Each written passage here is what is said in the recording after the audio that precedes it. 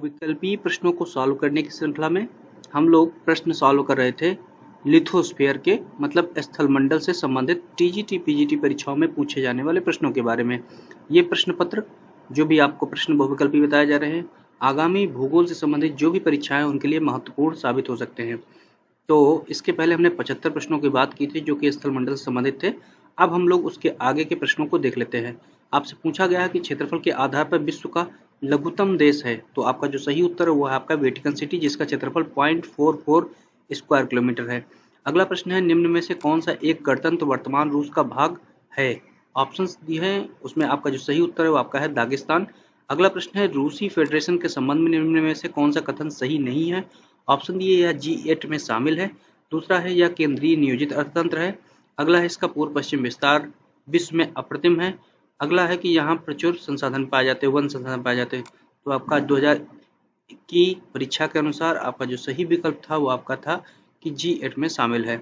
अगला जो प्रश्न है आपका कथन दिया हुआ कि अफ्रीका को प्रायः अंध महाद्वीप के नाम से जाना जाता है। कारण दिया है कि अफ्रीका के सघन भूमध्य रेखीय वनों में सूर्य का प्रकाश धरातल तक नहीं पहुंच पाता है। तो पहले कथन भी सही है, दूसरा कथन भी सही है, लेकिन जो कारण दिया हुआ है वो पहले कथन की व्याख्या नहीं करता है, पूरी तरह से गलत है। तो अफ्रीका को अंध महाद्वीप कहे जाने का कारण भूमध्य रेखीय वनों में सूर्य का धरातल पर प्रकाश पहुंचना नहीं है, बल्कि कुछ अलग है। तो क्या है वो है आपका वहां पे विकास का ना होना। ठीक है, मतलब वहां पे संसाधनों की प्रचुरता है लेकिन वो अभी उतना विकसित नहीं हो पाया है, इसकी वजह से उसे अंध महाद्वीप कहा जाता है। और आपको बताते चले कि एशिया अफ्रीका के बाद विश्व का दूसरा बड़ा महाद्वीप है और यह एक ऐसा महाद्वीप है जिससे होकर विषुवत रेखा, कर्क रेखा और मकर रेखा तीनों होकर गुजरती हैं। इसके अलावा आपको बताते चले यह एक ऐसा द्वीप है जहां से जो आपका ग्रीनविच रेखा है मतलब 0 डिग्री देशांतर रेखा और 0 डिग्री अक्षांश रेखा होकर गुजरती है। अगला जो इसके बारे में जो प्रचलित तथ्य है वो है कि यहाँ से विश्व की सबसे लंबी नदी नील नदी विक्टोरिया झील से निकलती है और भूमध्य सागर में गिरती है। अगला जो फैक्ट है कि हार्न ऑफ अफ्रीका किसे कहते हैं ये आपसे पूछा जाता है, तो इसके अंतर्गत इथोपिया, सोमालिया और जिबूती आते हैं। अगला जो प्रश्न आपका है निम्न में से किस महाद्वीप में केवल 3 विशाल नगर हैं। ऑप्शन दिए उत्तरी अमेरिका, दक्षिणी अमेरिका, अफ्रीका और ऑस्ट्रेलिया। तो आपका जो सही उत्तर है वो आपका है दक्षिणी अमेरिका। अब दक्षिणी अमेरिका में 3 केवल हैं और जो अलग अलग महाद्वीप है उनमें जो 10 मिलियन प्लस जनसंख्या वाले जो नगर हैं उनको अगर देखा जाए 2014 की जो आपकी वर्ल्ड अर्बनाइजेशन प्रॉस्पेक्ट रिपोर्ट है उसके अनुसार तो सबसे ज़्यादा जो आपके 10 मिलियन जनसंख्या वाले नगरों की संख्या है वो आपकी एशिया में है। उसके बाद उत्तरी अमेरिका, दक्षिणी अफ्रीका में 3 है और यूरोप में 4। अगला प्रश्न है कि रूस देश के संदर्भ में कौन सा एक युग्म सम्मिलित नहीं है।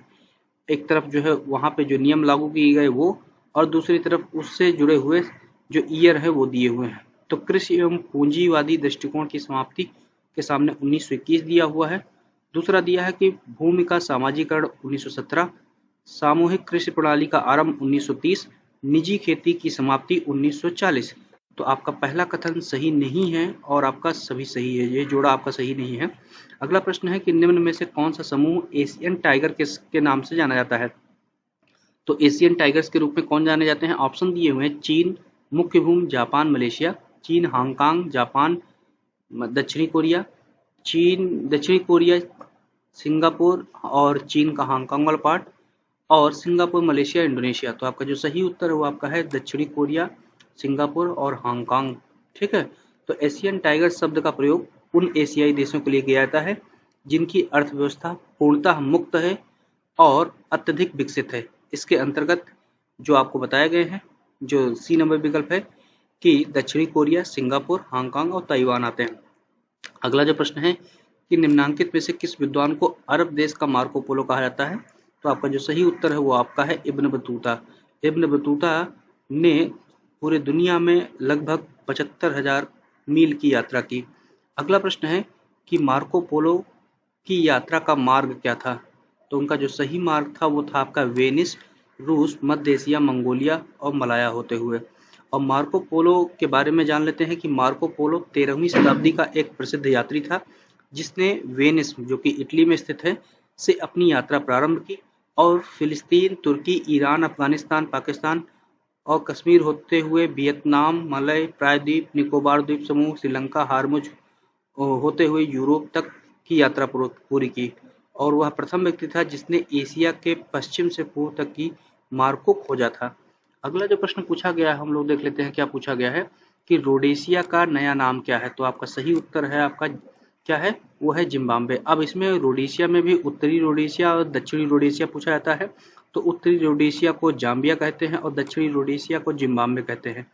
ठीक है, और जायरे को वर्तमान में DR कांगो कहा जाता है और तंगानिका को तंजानिया कहा जाता है। अगला प्रश्न है कि निम्न में से कौन सा देश और राजधानी का युग्म गलत है। तो चेकोस्लोवाकिया की राजधानी क्या है, प्राग सही है। डेनमार्क की राजधानी कोपेनहेगन, ये भी सही है।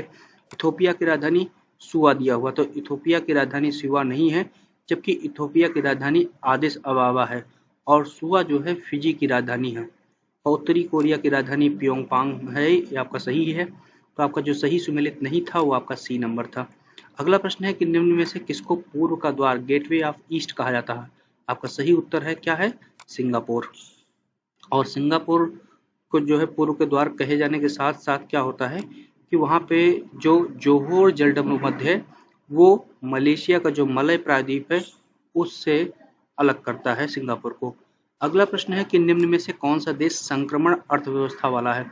तो आपके ऑप्शन दिए हैं पोलैंड, ब्राजील, मैक्सिको और नाइजीरिया। तो आपका जो सही उत्तर है वो आपका है मैक्सिको। अगला प्रश्न है कि महाद्वीपों एवं महासागरों की उत्पत्ति संबंधित चतुष्फलक सिद्धांत का प्रतिपादन किसने किया था। तो आपका जो सही उत्तर है वो आपका है लुथियन ग्रीन। अगला जो प्रश्न है वो आपके पूछे गए हैं पर्वत, पठार, घाटी और मैदान से। आपसे पूछा गया है कि अधिकतर पर्वत निर्माणकारी हलचलें उत्पन्न होती हैं। ऑप्शन दिए पृथ्वी की आवरण की परत में, मेंटल में, क्रोड में या स्टेनोस्फेयर में। तो आपका जो सही उत्तर है वो आपका है स्टेनोस्फेयर में। अगला जो प्रश्न है कि पर्वत और घाटियां किस संचरण से बनती हैं। ऑप्शन दिए क्षैतिज संचरण से, ऊर्ध्वाधर संचरण से, धनात्मक संचरण से, उपरोक्त में से किसी भी संचरण से नहीं। तो आपका जो सही उत्तर है वो आपका है क्षैतिज संचरण से।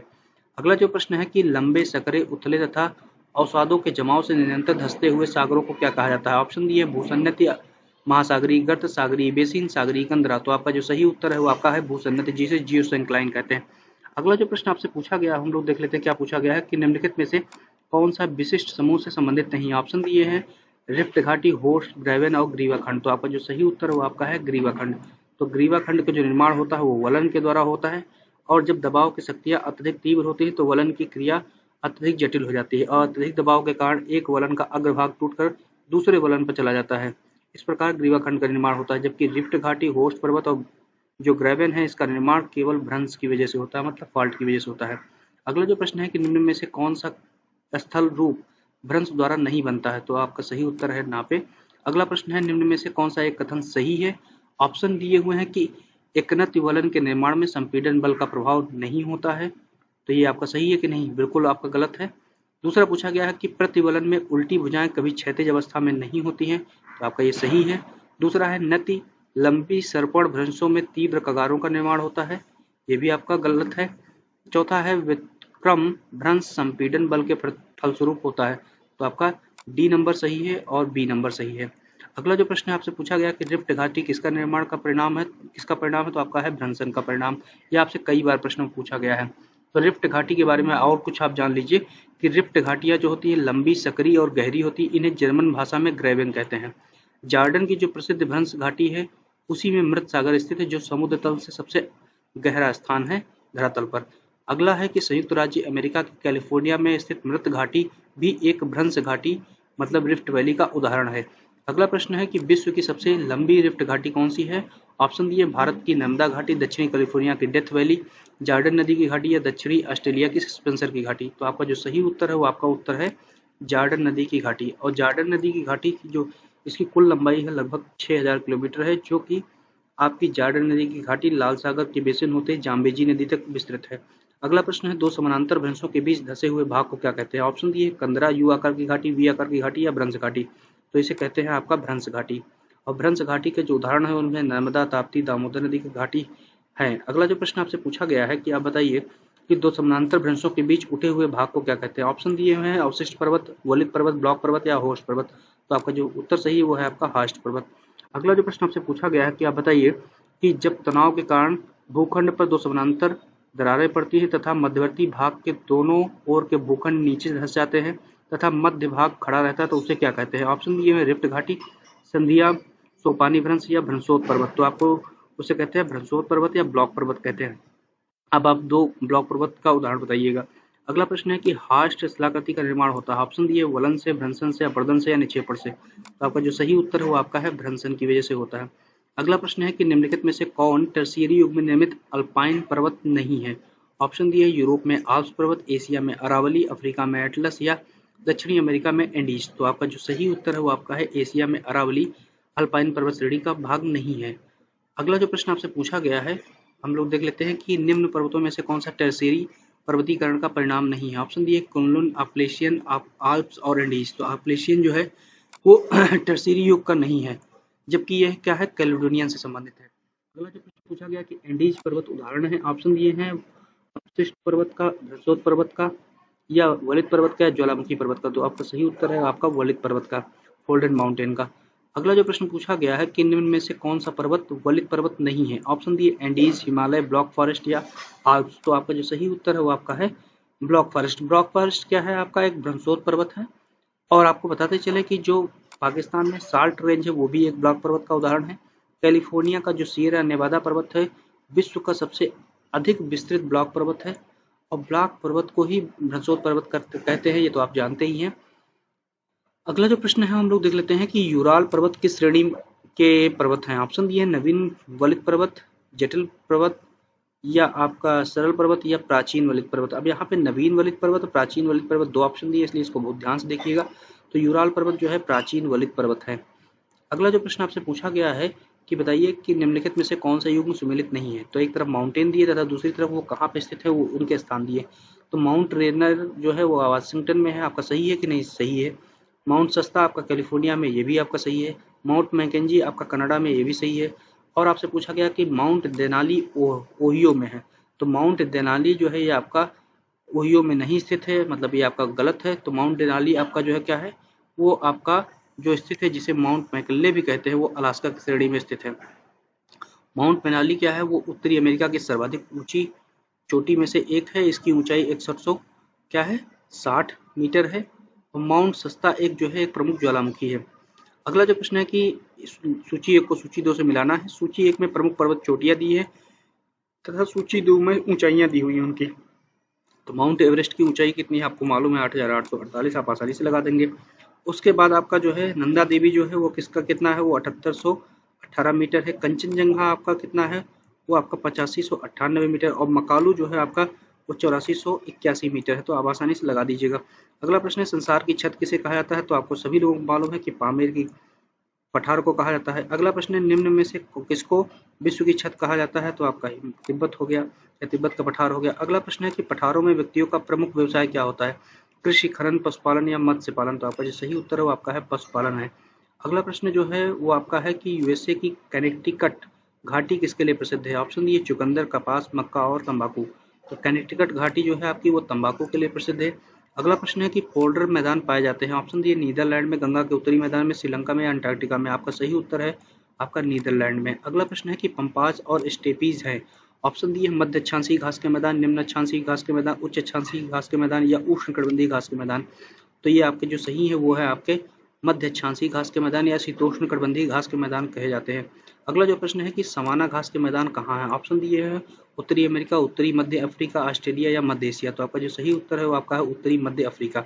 अगला जो प्रश्न पूछा गया है कि आप बताइए कि निम्न में से कौन सा युग्म सम्मिलित नहीं है? एक तरफ जो है जो घास है उनके नाम दिए तथा दूसरी तरफ वो कहाँ पाए जाते हैं उन स्थानों के नाम दिए। तो पैटागोनिया जो है वो कहाँ अर्जेंटीना है। तो आपका सही है। सेल्वा जो है आपका चिली में नहीं पाया जाता है, जबकि ये ब्राजील में पाया जाता है, यही आपका युग्म सम्मिलित नहीं है। ग्रान चाको आपका जो है पराग्वे में है और लानोज जो है आपका वेनेजुएला में है। लानोज जो है क्या है आपका एक उष्णकटिबंधीय घास है जो कि आपका जो है वेनेजुएला में पाई जाती है। ठीक है।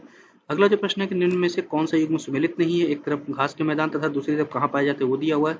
पंपास आपका अर्जेंटीना आपका सही है, डाउन्स आपका ऑस्ट्रेलिया सही, वेल्ड आपका दक्षिण अफ्रीका सही है, लानोज आपका वेनेजुएला तो में है जबकि ना कि चिली में। तो आपका ये वाला सही हो जाएगा। अगला जो प्रश्न है कि निम्न में से कौन सा युग्म अलग है? ऑप्शन दिए हैं पंपास, डाउन्स, लानोज और वेल्ड। तो आपका जो उत्तर है वो आपका लानोज क्यों है? क्योंकि ये उष्णकटिबंधीय घास है और शेष 3 जो है शीतोष्णकटिबंधीय घासें हैं। अगला जो प्रश्न आपसे पूछा गया है कि निम्न में से कौन सा युग्म सही नहीं है? ऑप्शन दिए हैं पंपास के सामने अर्जेंटीना, तो आपका सही है। डाउन्स ऑस्ट्रेलिया, ये भी सही। वेल्ड दक्षिण अफ्रीका, ये भी सही। लानोज चिली, ये आपका गलत है, ये वेनेजुएला है। अगला जो प्रश्न आपसे पूछा गया सूची 1 को सूची 2 से मिलाना तथा सही उत्तर का चयन करना। तो सूची 1 में देशों के नाम दिए तथा दूसरी देश तरफ जो है उनसे संबंधित जो घास प्रदेशों के नाम वो दिए हुए हैं। तो दक्षिण अफ्रीका में कौन सी घास पाई जाती है? वो आपकी वेल्ड पाई जाती है, आप मिला दीजिएगा। ऑस्ट्रेलिया में जो पाई जाती है वो आपकी डाउन्स पाई जाती है, उसको मिला दीजिएगा। दक्षिण अमेरिका में जो पाई जाती है वो पंपास पाई जाती है और उत्तरी अमेरिका में प्रेरी पाई जाती है, उसको आप मिला दीजिएगा। अगला प्रश्न है कि उत्तरी अमेरिका में घास के मैदानों को क्या पुकारते हैं? तो उसे कहते हैं प्रेरीज कहते हैं। दक्षिण अमेरिका में समशीतोष्ण घास मैदानों को क्या कहते हैं? वो आपका पंपास कहते हैं, तो ये भी आपका मिल गया। अगला जो प्रश्न है वो हम लोग देख लेते हैं क्या पूछा गया है। अगला जो प्रश्न है वो नदी, प्रपात और झीलों से संबंधित है। तो आपसे पूछा गया है कि मिस्र की नील नदी विश्व की सबसे, ऑप्शन दिए है चौड़ी नदी, लंबी नदी, गहरी नदी या छोटी नदी। तो आपका जो सही उत्तर है वो आपका है लंबी नदी है। और आपसे पूछा जाता है कि असवान बांध और नासिर झील किस नदी पे स्थित है? तो आपको वो भी नील नदी पे स्थित है। और आप बताइए, मैं आपसे प्रश्न पूछता हूँ कि आपकी जो ब्लू नील है और व्हाइट नील है, मतलब नीली नील और श्वेत नील, दोनों किन स्थान पे मिलती हैं? वो किसी एक देश की राजधानी है, कौन सी है आप बताइएगा। अगला प्रश्न है डेन्यूब यूरोप की सर्वाधिक महत्वपूर्ण लंबी नदी है जिसकी लंबाई 2842 किलोमीटर है, या निम्नलिखित में से किस देश से होकर गुजरती है? ऑप्शन दिया Austria, Bulgaria, Hungary, Czechoslovakia, Yugoslavia और रोमानिया, और या उपरोक्त सभी। तो आपके उपरोक्त सभी हैं। और डेन्यूब नदी के बारे में हम लोग और जान लेते हैं कि जो डेन्यूब नदी है वो आल्प्स पर्वत के ब्लैक फॉरेस्ट पर्वत से निकलकर जो है Germany, Austria, Czechoslovakia, Hungary, Yugoslavia, Bulgaria, Romania से बहती हुई काला सागर में जाके गिरती है। अगला जो प्रश्न है वो जानने से पहले अब ये एक फैक्ट और याद कर लीजिए कि जो डेन्यूब नदी है वोल्गा के बाद यूरोप की दूसरी सबसे लंबी नदी है। अगला प्रश्न है कि निम्न में से कौन सी भूमध्य रेखा को 2 बार काटती है? ऑप्शन दिए हुए हैं नाइजर, नील, जायरे या कांगो। तो आपका जो सही उत्तर है वो आपका जायरे और कांगो दोनों नदियां हैं जो कि भूमध्य रेखा को 2 बार काटती है। अब हम लोग इनके बारे में जान लेते हैं कि जो कांगो या जायरे आपकी नदी है वो भूमध्य रेखा को 2 बार काटती है और यह अफ्रीका में लगभग 47 किलोमीटर प्रवाहित होती है और इसका जो अपवाह क्षेत्र है वो लगभग में आपका जो है 36,80,000 वर्ग किलोमीटर है।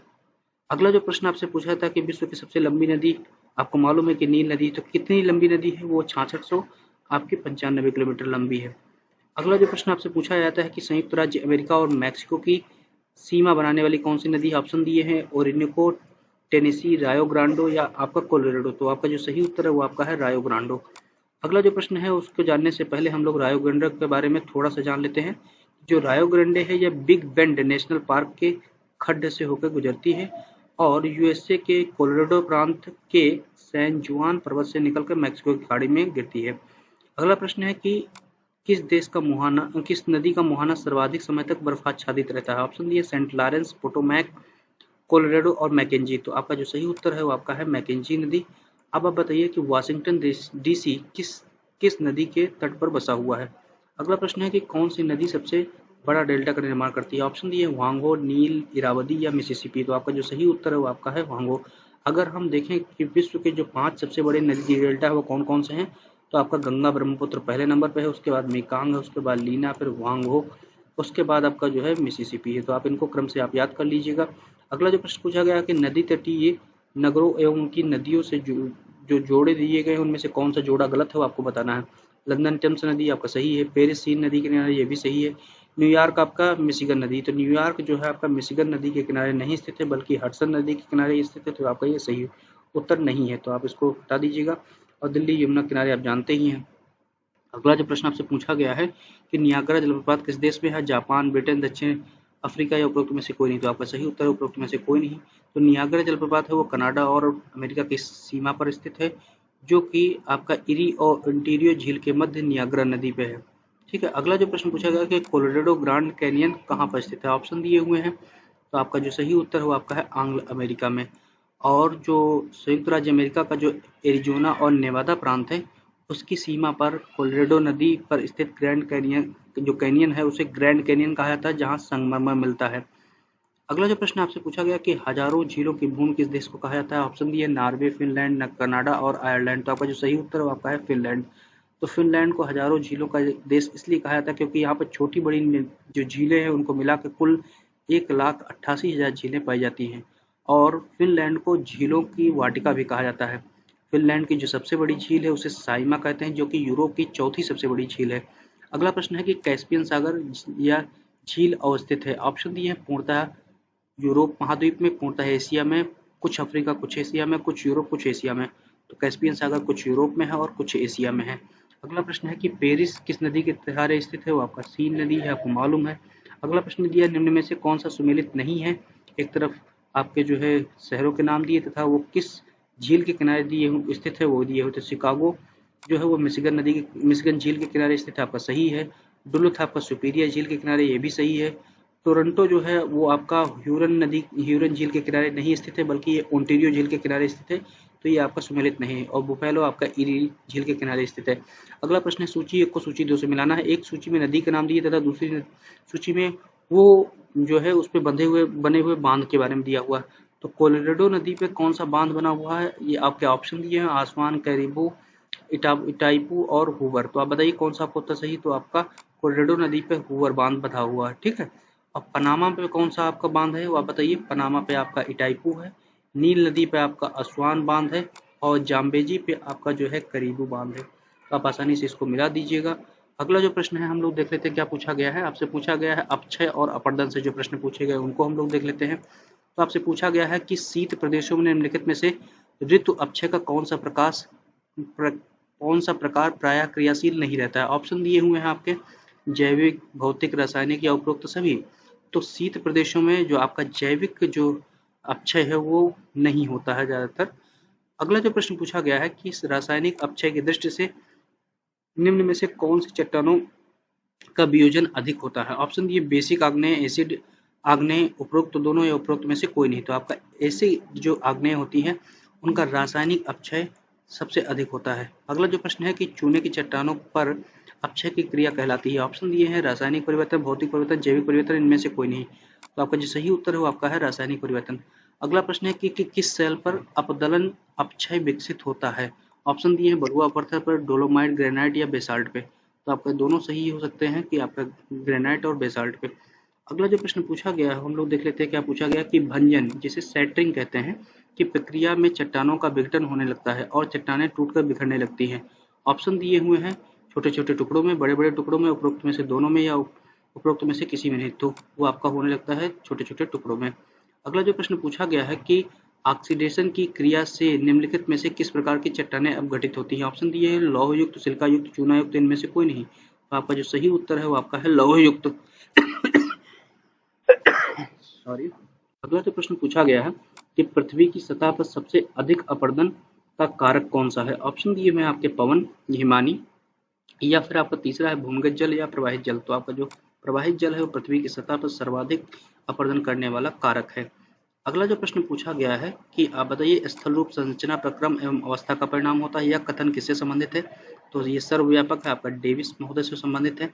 अगला प्रश्न है कि आप बताइए कि डेविस ने अपरदन चक्र की कितनी अवस्थाओं का उल्लेख किया। तो 3 किया था, तरुणावस्था, प्रौढ़ावस्था और जीर्णावस्था। अगला है कि अपरदन चक्र की संकल्पना का सर्वप्रथम प्रकाश किसने डाला था। तो आपका सही उत्तर है डेविस महोदय ने, और जिनका पूरा नाम था विलियम मॉरिस डेविस, और ये एक अमेरिकी भूगर्भवेत्ता थे, मतलब कि और भूआकृति व्यक्तित्व थे। अन्य जो फैक्ट इनसे जुड़े हुए थे वो थे कि जो जेम्स हटन थे जो कि स्कॉटिश जियोलॉजिस्ट थे, उन्होंने 1785 में भूविज्ञान के क्षेत्र में चक्रीय पद्धति मतलब कि साइक्लिक कॉन्सेप्ट उन्होंने दिया था। और पेंक जो कि जर्मन विद्वान थे, उन्होंने मॉर्फोलॉजिकल एनालिसिस नामक जो है एक किताब लिखी और उसमें स्थल रूपों के विकास के नए मॉडल के बारे में बताया था।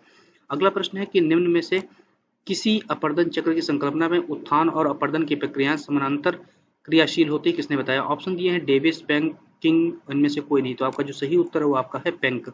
अगला जो प्रश्न पूछा गया है कि पेंक के अनुसार अपरदन चक्र की अंतिम अवस्था को क्या कहते हैं। तो उसे कहते हैं एंड्रम्प कहते हैं। और इसके जो उत्थान से पूर्व के लिए स्थलखंड के लिए उन्होंने प्राइमरम की बात की थी। और पेंक के अनुसार स्थल रूपों का विकास 3 अवस्थाओं से होकर हो जाता है, जैसा कि डेविस के अनुसार था। अगला प्रश्न है कि जुते हुए खेतों में मूसलाधार वर्षा द्वारा किए गए अपरदन की क्रिया को क्या कहते हैं। ऑप्शन दिए जलीय क्रिया मतलब हाइड्रोलिक एक्शन, दूसरा है अपघर्षण कोरेजन, तीसरा है सन्निघर्षण एट्रिशन, चौथा है संक्षारण या कोरिजन। तो आपका जो सही उत्तर है आपका कौन सा सही है वो आपका है जलीय क्रिया। अगला जो प्रश्न आपसे पूछा गया है कि निम्न में से कौन सी प्रक्रिया रासायनिक अपक्षय से संबंधित नहीं है। ऑप्शन डी है कार्बोनेशन, अवदलन या जलायोजन या ऑक्सीकरण। तो आपका जो अवदलन है वो आपका भौतिक अपक्षय से संबंधित है। अगला जो प्रश्न पूछा गया है कि आप बताइए कि भूदृश्य संरचना प्रक्रम अवस्था का परिणाम होता है, किसका कथन है? सर्वव्यापक आपका ये डेविस का कथन है। अगला प्रश्न आपसे पूछा गया है कि आप बताइए कि किसने कहा कि स्थल रूप संरचना प्रक्रम अवस्था का प्रतिफल होता है, ये भी सेम वही है आपका। अगला जो प्रश्न पूछा गया है वो हम लोग देख लेते हैं कि नदी द्वारा निर्मित स्थलाकृति एवं उनके अपवाह प्रतिरूप से संबंधित जो प्रश्न पूछे गए हैं टीजीटी पीजीटी परीक्षाओं में, उनको हम लोगों को इस वीडियो में देखना है। जो आगे से प्रश्न है तो उसमें जो है आपसे पूछा गया है कि किसी भूदृश्य में जलाशयों एवं क्षिप्रिकाओं की बहुलता द्योतक है। ऑप्शन दिए युवावस्था का, प्रौढ़ावस्था का, वृद्धावस्था के, संप्राय मैदान का। तो आपका जो सही उत्तर है वो आपका है कौन सा? युवावस्था का। अगला प्रश्न है कि प्राकृतिक तटबंध बनते हैं जब। ऑप्शन दिए हुए नदी अपनी तली को तीव्र गति से काटती है, नदी अपने किनारों को काटती है, नदी डेल्टा का निर्माण करती है, नदी बाढ़ का मलबा तटों पर जमा करती है। तो जो नेचुरल लेवीज होते हैं उनका निर्माण आपका नदी जब बाढ़ का मलबा तटों पर जमा करती है तो उसकी वजह से होता है। अगला प्रश्न है कि आप बताइए कि निम्नलिखित में से कौन विशिष्ट वर्ग से संबंधित नहीं है। ऑप्शन दिए है जलोढ़ पंख, प्राकृतिक तटबंध, बाढ़ निर्मित मैदान या नदी विसर्ग। तो आपका जो सही उत्तर है आपका है नदी विसर्ग। अब आपको बताते चले कि नदी के अपर्दन द्वारा जो उत्पन्न स्थल रूप है जिनमें जलप्रपात, जलगर्तिका, नदी वेदिका, नदी विसर्ग, सूकर कटक, संप्राय मैदान इत्यादि है। जबकि नदी के निक्षेप द्वारा जो उत्पन्न स्थल रूप है उनमें जलोढ़ पंख, जलोढ़ शंख, बालुका पुलिन, प्राकृतिक तटबंध, उसके अलावा बाढ़ का मैदान, डेल्टा का मैदान इत्यादि प्रमुख हैं। अगला जो प्रश्न आपका है कि निम्नलिखित स्थल रूपों में से कौन किसकी उत्पत्ति बहुचक्रीय मल्टी साइक्लिक है। ऑप्शन दिए हैं सर्क, नदी विसर्प, अधाकर्तित विसर्प या आपका गोखुर।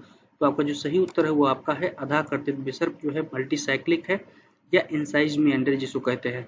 अगला जो प्रश्न है कि कौन सी स्थलाकृति नदी निक्षेपण से संबंधित नहीं है। ऑप्शन दिए हैं जलोढ़ पंख, विसर्प, प्राकृतिक तटबंध या भग्नाक शंख। तो आपका जो विसर्प है वो आपका नदी विक्षेपण से संबंधित निक्षेपण से संबंधित नहीं है। अगला जो प्रश्न है हम लोग देख लेते हैं क्या है कि नदी की अंतिम अवस्था में क्षैतिज अपर्दन तथा निक्षेप द्वारा सतह की सभी असमानताएं समाप्त हो जाती हैं, इससे निर्माण होता है। ऑप्शन दिए हुए हैं मोनोडनाक का, पेडी प्लेन का या फिर आपका संप्राय मैदान का, उपरोक्त में से किसी का भी नहीं। तो आपका जो सही उत्तर है वो आपका है संप्राय मैदान का। अगला जो प्रश्न है कि क्वेस्टा नदी अपर्दन किस अवस्था का भूरूप है। ऑप्शन दिए युवावस्था, प्रौढ़ावस्था, वृद्धावस्था। तो आपका जो सही उत्तर है वो आपका है युवावस्था। अगला प्रश्न है कि निम्न में से किस नदी द्वारा पश्चिपाद डेल्टा का निर्माण किया गया। ऑप्शन दिए हैं अमेजन, मिसिसिपी, नील नदी या गंगा नदी का डेल्टा। तो आपका जो सही उत्तर है आपका है मिसिसिपी नदी है। और आपको बताते चले कि जो नील नदी है, नील नदी का डेल्टा उसके शीर्ष तक 320 किलोमीटर लंबाई में सागर में विस्तृत है। अगला है कि चापाकार डेल्टा का निर्माण मुख्य रूप से अर्धशुष्क जलवायु वाले प्रदेशों में होता है। अगला है कि चीन की ह्वांगहो नदी प्रत्यक्ष डेल्टा का निर्माण करती है, उसका उदाहरण है। और भारत की नर्मदा, ताप्ती समेत मैकेंजी, ओडर, विस्चुला, ओब, हडसन ये ज्वारनदमुखी डेल्टा का निर्माण करती हैं। अगला जो प्रश्न पूछा गया है कि गोखुर झील जाना जाता है। ऑप्शन दिया है बिल्लीबोंग, मोट झील, बायू या उपरोक्त सभी। तो आपका जो है सभी इसके उत्तर हैं। और इसके अलावा horseshoe lake, loop lake, cut off lake इत्यादि नामों से भी जाना जाता है इन्हें। अगला जो प्रश्न है आपको बताते चले कि ऑस्ट्रेलिया में गोखुर झील को बिल्लाबोंग कहते हैं, ये आपसे पूछा जा सकता है। अगला प्रश्न है कि वृद्धावस्था में नदियां अत्यधिक विसर्पण करती हुई प्रवाहित होती है। कारण दिया हुआ कि वृद्धावस्था में नदियों की भार वहन क्षमता समाप्त हो जाती है। तो आपका जो पहला विकल्प है वो सही है, दूसरा आपका क्या है, मतलब कि दूसरा सही है और पहला आपका गलत है। ठीक है, तो वृद्धावस्था में जो है विसर्पण नहीं करती हैं, जबकि प्रौढ़ावस्था में विसर्पण करना शुरू कर देती हैं। ठीक है, जिसमें आपका जो क्षैतिज कटाव है वो अधिक हो जाता है और जो ऊर्ध्वाधर कटाव है वो कम हो जाता है। ओके, अगला जो प्रश्न है हम लोग देख लेते हैं क्या पूछा जा रहा है कि अब बताइए कि किसी नदी के खड़े पार्श्व वाली गहरी एवं संकीर्ण घाटी को कहते हैं। ऑप्शन दिए कगार, कटक, भृगु या महाखड्ड। तो आपका जो सही उत्तर है वो आपका है महाखड्ड। अगला जो प्रश्न आपसे पूछा गया है कि आप बताइए कि वी आकार की घाटी का निर्माण किया जाता है। ऑप्शन दिए हैं हिमानी द्वारा, परिहिमानी द्वारा, नदी द्वारा या सागरी तरंगों द्वारा। आपका सही उत्तर है वी आकार की घाटी नदियों द्वारा होता है। अगला प्रश्न है निम्नलिखित में से कौन सा कथन सत्य नहीं है। पहला जो कथन दिया हुआ हम लोग पढ़ लेते हैं कि पैन प्लेन एक संगम मैदान है जिसका निर्माण बाढ़ के मैदानों के क्षैतिज अपर्दन के कारण होता है। ये कथन सत्य है कि नहीं सत्य है, तो आप बताइए, सोचिएगा। दूसरा है कि पेनी प्लेन का निर्माण अंतर सरिता क्षेत्र में निम्नीकरण के परिणाम स्वरूप होता है। तो ये कथन आपका सही है। दूसरा है कि एच प्लेन का निर्माण हिमानी अपर्दन द्वारा होता है, ये भी आपका सही है। तीसरा है कि पेडी प्लेन का निर्माण कई पेडिमेंटों और आकस्मिक मरुस्थलीय गुंबदों के सम्मिलन से होता है, तो ये भी आपका सही है। तो डी नंबर आपका सही है, सी नंबर सही है, बी नंबर सही है और पहला आपका सही नहीं है। तो पहले का जो सही एक्सप्लेनेशन है कि नदी बेसिन के बाहर की ओर प्रसार के फलस्वरूप कई बाढ़ के मैदान आपस में मिल जाते हैं, जिसकी वजह से क्या होता है, आपका पेन प्लेन का निर्माण होता है। तो यहाँ अपर्दन की वजह से नहीं, जबकि निक्षेपण की वजह से होना चाहिए। तो पेनी प्लेन जो होता है वो आर्द्र जलवायु प्रदेशों में चक्रीय जल की अंतिम अवस्था में आकृति विहीन निचला समतल मैदान होता है। और जो पेडी प्लेन है, आपको बताया गया कि अर्ध शुष्क क्षेत्रों में अपर्दन चक्र की अंतिम अवस्था में कई पेडिमेंट्स मिलते हैं, जिसमें अत्यंत मंद ढाल वाली सतह, जिसके ऊपर मलबे की पतली परत होती है और निक्षेप हो जाता है, जिसकी वजह से ये निर्माण होता है। और एच प्लेन का निर्माण हिमानी के अपर्दन के द्वारा होता है। अगला प्रश्न है कि सामान्य दशाओं के अंतर्गत निम्नलिखित में से कौन एक नदी क्रिया द्वारा उत्पन्न लक्षणों का सही क्रम है। ऑप्शन दिए जलप्रपात, विसर्प रोधिकाएं, नदी वेदिकाएं, गोखुर झीलें। अगला है विसर्प रोधिकाएं, नदी वेदिकाएं, जलप्रपात या झीलें। तीसरा है जलप्रपात, नदी वेदिकाएं, विसर्प रोधिकाएं, गोखुर झील। और चौथा है आपका नदी वेदिकाएं, विसर्प रोधिकाएं, जलप्रपात और गोखुर झील। तो आपका जो सही सीक्वेंस है वो आपका है कि जलप्रपात, फिर नदी वेदिकाएं, विसर्प रोधिकाएं और गोखुर झील। अगला प्रश्न है कि आप बताइए कि एक ऐसी जल प्रवाह प्रणाली जिसका निर्माण एक ऐसे क्षेत्र में हो जहां पर क्रमानुसार मुलायम और कठोर चट्टानें व्यवस्थित है तथा सरिताओं का प्रवाह मुलायम चट्टानों के साथ पाया जाता है, तो इस प्रकार की प्रवाह प्रणाली को क्या कहा जाता है। ऑप्शन दिए अरीय जल प्रवाह प्रणाली, ध्रुमाकृतिक जल प्रवाह प्रणाली, जालीनुमा प्रवाह प्रणाली या वलयाकार। तो आपका जो सही उत्तर है वो आपका है जालीनुमा प्रवाह प्रणाली। अगला जो प्रश्न है कि नदी अपर्दन की किस अवस्था में मोनोडनाक दिखाई देते हैं, तो आपका जो सही उत्तर है वो आपका है वृद्धावस्था में। अगला प्रश्न है कि आधार तल में ऋणात्मक परिवर्तन होने से निम्न में से कौन सी स्थलाकृति का निर्माण होना संभव है। ऑप्शन दिए संरचनात्मक सोपान, स्ट्रक्चरल बेंचेस जिसे कहते हैं। दूसरा है आपका जलोढ़ पंख या फ्लुवियल कोन्स जिसे कहते हैं। उसके बाद आपका जो है वो रिया है और नदी वेदिकाएं हैं। तो धरातल जो आधार तल में ऋणात्मक परिवर्तन से जिस स्थलाकृति का निर्माण हो सकता है वो आपका है संरचनात्मक सोपान, मतलब स्ट्रक्चरल बेंचेस का। ठीक है, तो आप वो सही हो गया आपका उत्तर। अगला जो आपका प्रश्न है कि नील नदी का डेल्टा किस प्रकार का है, तो आपका चापाकार डेल्टा है। हमने आपको बता दिया था कि चापाकार आपका पंछी नुमा और क्या कहते हैं आपका ज्वारनदमुखी और परित्यक्त डेल्टा के जो उदाहरण है हमने आपको बता दिए थे। अगला जो प्रश्न है वो भूमिगत जल द्वारा निर्मित स्थलाकृतियों से संबंधित है। आपसे पूछा गया कि कास्ट स्थलाकृति का सर्वोत्तम उदाहरण कहाँ मिलता है। आपका सही उत्तर है यूगोस्लाविया में, जो कि आपका एड्रियाटिक सागर है उसके तट पर मिलता है। अगला जो प्रश्न है कि चट्टानों का घुलनशीलता किस क्षेत्र की प्रमुख विशेषता है। ऑप्शन दिए हैं बालुका प्रस्तर क्षेत्र में, चूना पत्थर क्षेत्र में, ज्वालामुखी क्षेत्र में, जलोढ़ पंख क्षेत्र में। तो आपका जो सही उत्तर है वो आपका है चूना पत्थर क्षेत्र में। अब इससे जुड़े हुए बहुत से प्रश्न पूछे जाते हैं कि चूना पत्थर से संबंधित जो प्रमुख क्षेत्र हैं विश्व में कहाँ पाए जाते हैं, तो वो आपका जो है ज्यादातर पाया जाता है यूगोस्लाविया के एड्रियाटिक तट पे चूना पत्थर की स्थलाकृतियां ज्यादातर मिलती हैं। और जो प्रमुख स्थलाकृतियां बनती हैं वहाँ पे वो लैपीज, घोल रंध्र जिसे सिंक होल्स कहते हैं, कंदरा, अंधी घाटी मिलती हैं। अगला जो प्रश्न है कि निम्नलिखित में से कौन भूमिगत जल के निक्षेपणात्मक कार्य द्वारा निर्मित स्थलाकृति नहीं, मतलब डिपोजिशनल कौन सा लैंडफॉर्म नहीं है। ऑप्शन दिए स्टेलेक्टाइट, स्टेलेग्माइट, डोलाइन और कंदरा स्तंभ। तो आपका जो सही उत्तर है वो आपका है डोलाइन, जो कि आपका इरोजनल लैंडफॉर्म है। और जो भूमिगत जल द्वारा जो अपर्दनात्मक जो स्थलाकृतियों से निर्मित स्थलाकृतियां हैं वो आपकी लैपीज, घोलरंध्र, काष्ठकृति, युवाला, पोलजे, काष्ठ प्रदेश की घाटी, अंधी घाटी, कंदरा और गुफाएं हैं। और निक्षेपणात्मक में जो हैं वो तीन प्रमुख हैं आपके स्टेलेक्टाइट, स्टेलेग्माइट और कंदरा स्तंभ है।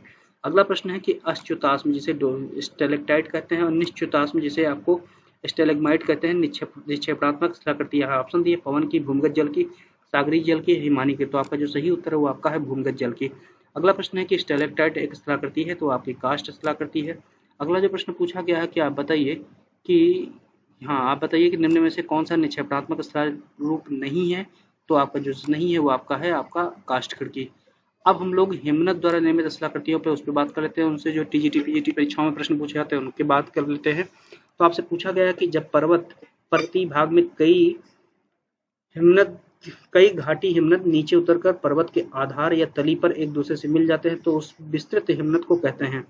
ऑप्शन दिए हुए हैं कि महाद्वीपीय हिमनद या कॉन्टिनेंटल ग्लेशियर, दूसरा है पर्वत या घाटी हिमनद, माउंटेन और वैली ग्लेशियर, तीसरा है गिरिपद हिमनद, पीडमंट ग्लेशियर और चौथा है हिमटोपीय ग्लेशियर केप। तो आपका जो सही उत्तर है वो आपका है गिरिपद हिमनद या पीडमंट ग्लेशियर। तो पीडमंट ग्लेशियर कहते हैं उसको। अगला जो प्रश्न आपसे पूछा गया है कि आप बताइए कि अंग्रेजी की यू आकार की घाटी मिलती है, तो आपका जो सही उत्तर है वो आपका हिमानी क्षेत्रों में। अगला प्रश्न है कि शीर्ष दीवार या हेड वॉल निम्नलिखित में से किसकी स्थलाकृति का एक भाग है? ऑप्शन बी है सर्क, बी आकार की घाटी, यू आकार की घाटी और लटकती घाटी। आपका जो सही उत्तर है वो आपका है सर्क। अगला प्रश्न है कि निम्नलिखित में से कौन हिमनद के अपरदनात्मक कार्य द्वारा निर्मित स्थलाकृति नहीं है? ऑप्शन दिए हैं ड्रेमलिन, हिम सोपान, सर्क और नुनाटक। तो ड्रेमलिन जो है वो आपका अपरदनात्मक स्थलाकृति नहीं है, बल्कि ये आपकी निक्षेपणात्मक स्थलाकृति है, जिसे उल्टी नाव के आकार की आकृति भी कहते हैं। अगला जो प्रश्न पूछा गया कि निम्नलिखित में से किस भू आकृति का निर्माण हिमानी अपरदन द्वारा नहीं होता है?